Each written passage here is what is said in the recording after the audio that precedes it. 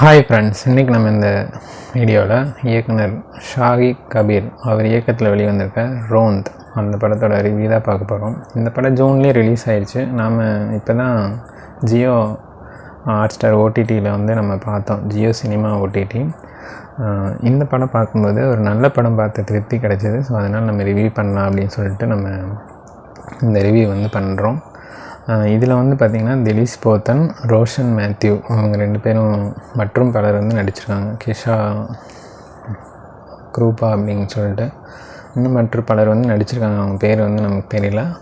இந்த படத்தோட கதை அப்படின்னு எடுத்துட்டோன்னா, இரவு ரோந்து பணியில் ஈடுபடுற காவல் அதிகாரிகள் இருக்காங்க இல்லையா, அவங்க என்னென்ன மாதிரியான விஷயங்களெல்லாம் அந்த இரவு ரோந்து பணியில் சந்திக்கிறாங்க அப்படிங்கிறது தான் வந்து இந்த படத்தோட ஒன்லைன் அப்படின்னு சொல்லலாம். இந்த படத்தில் கண்டிப்பாக நீங்கள் பார்த்தீங்க அப்படின்னா, இன்றைக்கி நம்ம ஒரு 30 years பேக் வந்து நம்ம இரவில் வந்து நிம்மதியாக தூங்கிட்டு இருந்தோம். அப்போல்லாம் வந்து பெருசாக அந்த கொலை இந்த மாதிரி விஷயங்கள்லாம் வந்து ரொம்ப இருந்துகிட்ருக்காது. இந்த ரீசெண்ட் டேஸில் வந்து நிறையாவே அது வந்து நம்ம டெய்லி நியூஸில் பார்த்துட்ருக்கோம். மீடியாலாம் வளர்ந்ததுனால டெய்லி நியூஸில் நிறையா வர்றதுனால நமக்கு வந்து ஒரு விதமான பயமெல்லாம் இருந்துகிட்ருக்கும். இப்போ எங்கேயாவது ஊருக்கு போகிறோம் அந்த மாதிரி இதெல்லாம் வந்து வீடை விட்டுட்டு போகிறது அந்த மாதிரிலாம் பயம் இருக்கும். இந்த இரவு ரோந்து பணியில் ஈடுபடுற காவல் அதிகாரிகள் வந்து ஏரியா முழுக்க வந்து ரவுண்ட்ஸில் இருப்பாங்க. இரவில் நடமாடுறவங்களை வந்து கண்காணித்து என்ன ஏது அப்படிங்கிறதெல்லாம் வந்து குற்ற செயல்கள் நடக்காமல் தடுப்பாங்க. அதுதான் அவங்களோட தலையாய பணி அந்த இரவு ரோந்தில். அந்த மாதிரி ஒரு நாள் இரவு ரோந்து பணியில் ரோஷன் மேத்யூ வந்து புதுசாக ஜாயின் பண்ணுறாரு டிரைவராக போலீஸ் டிபார்ட்மெண்ட்டில். அதே ஸ்டேஷனில் திலீப் போத்தன் வந்து எஸ்ஐயாக இருக்காங்க. ஸோ அவங்க 2 பேர் ரோந்து பணிக்கு போகிறப்ப என்ன மாதிரி விஷயங்கள்லாம் சந்திக்கிறாங்க அப்படிங்கிறத இந்த படத்தில் டீப்பாக சொல்லியிருப்பாங்க.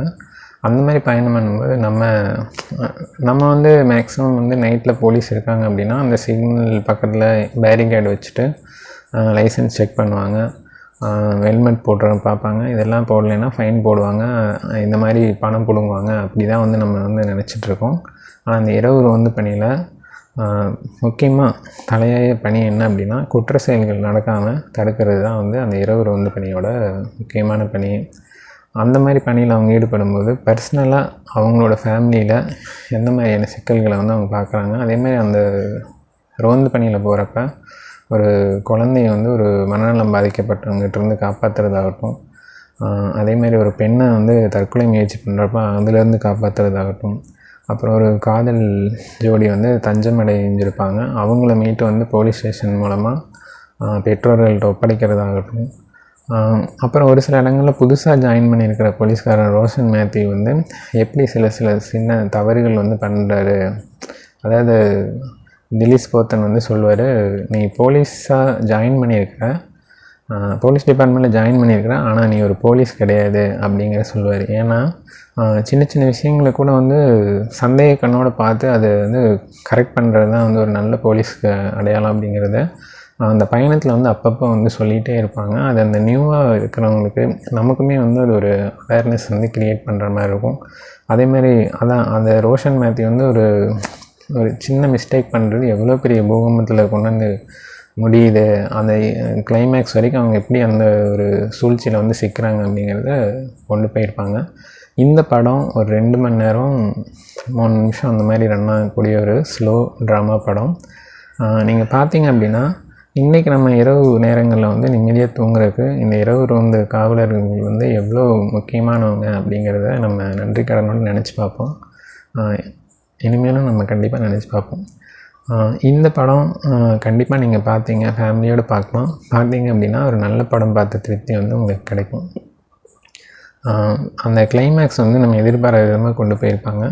ஃபஸ்ட்டு ஒரு 1.5 hour வந்து அப்படியே ஸ்லோவாக போயிட்டுருக்கிற மாதிரி இருக்கும். அந்த லாஸ்ட் 1/2 hour உண்மையாலுமே நல்லா அடுத்து என்ன எப்படி கொண்டு போகிறாங்க அப்படிங்கிற மாதிரி கொண்டு போயிருப்பாங்க. இதில் வந்து நிறைய அந்த ரோஷன் மேத்யூ வந்து புதுசாக ஜாயின் பண்ணியிருக்கனால ஏற்கனவே அங்கே இருக்கிறவங்க சர்வீஸில் இருக்கவங்கள பார்க்கும்போது ஒரு சில இடங்களில் கோவமெல்லாம் வரும். அந்த கோவமெல்லாம் அந்த ஒவ்வொரு இடங்களுக்கு அவங்க பயணிக்கும்போது அந்த எக்ஸ்பீரியன்ஸான போலீஸ் ஆஃபீஸர் வந்து எந்த மாதிரி ரிஸ்கெல்லாம் ஃபேஸ் பண்ணி இவ்வளோ எக்ஸ்பீரியன்ஸில் இருக்காங்க அப்படிங்கிறத அப்பப்போ வந்து அந்த திலீஷ் போத்தன் வந்து அவங்க அப்பப்போ எடுத்து சொல்லிகிட்டு இருப்பார். அதெல்லாம் கேட்கும்போது வந்து அந்த ஒவ்வொரு ஸ்டேஜ் பை ஸ்டேஜாக வந்து பக்குவம் அடைஞ்சிட்டே வருவாங்க அந்த புதுசாக ஜாயின் பண்ணியிருக்கோங்க. ஸோ அந்த மாதிரி நிறைய விஷயங்கள் வந்து பாசிட்டிவாக இந்த படம் வந்து பேசுது. நீங்கள் கண்டிப்பாக இந்த படம் ஓடிடியில் இருக்குது, டைம் இருந்தால் பாருங்கள். தமிழ், மலையாளம், ஹிந்தி எல்லா லாங்குவேஜ்க்குமே இது இருக்குது. மிஸ் பண்ணாமல் பாருங்கள். ஒரு நல்ல எப்போ நம்மலாம் ஒரு நல்ல படம் பார்க்குறோமோ அதை கண்டிப்பாக நம்ம ரிவ்யூ பண்ணிகிட்ருக்கோம். மிஸ் பண்ணாமல் பாருங்கள். ஓகே, மீண்டும் இதே மாதிரி ஒரு அருமையான திரை விமர்சனத்தில் சந்திக்கலாம்.